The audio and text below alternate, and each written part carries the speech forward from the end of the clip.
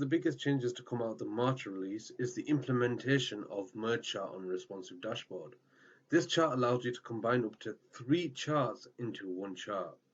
To use this chart type, you can create and customize each individual chart by applying filters, sorts, colors, data labels, etc., and merge the charts together to have all the features into one.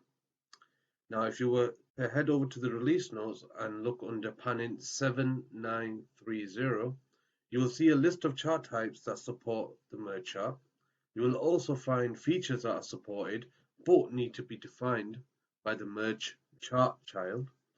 You'll find a list of following features that are supported and a list of following features that are not supported.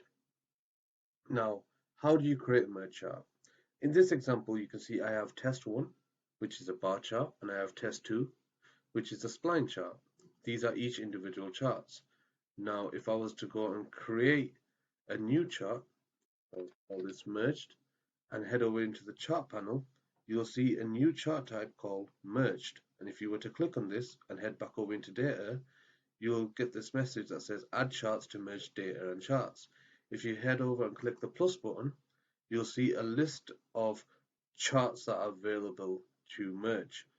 For instance, we can use test 1 and click the plus button again and click test 2. Now, as mentioned, you can add up to 3 chart types, but for the purpose of this example, we're going to only be using 2. You could also swap them around and have the spline chart at the start and have the bar chart at the end. And you could then delete them if you change your mind as well. So as you can see in the preview, we've got the bar chart, which was test 1, and we got the spline chart, which was test 2, and underneath we have the merged result, which shows us what these two look like combined together.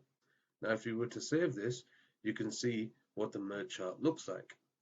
Now, if, as mentioned previously, if you want to add data labels, you can do this by adding it to the child chart. So for instance, in test 1, if I were to head over to attributes and turn on show data values and save this, and if I was then to refresh the merge chart, you will see that data labels will now appear on the merge chart.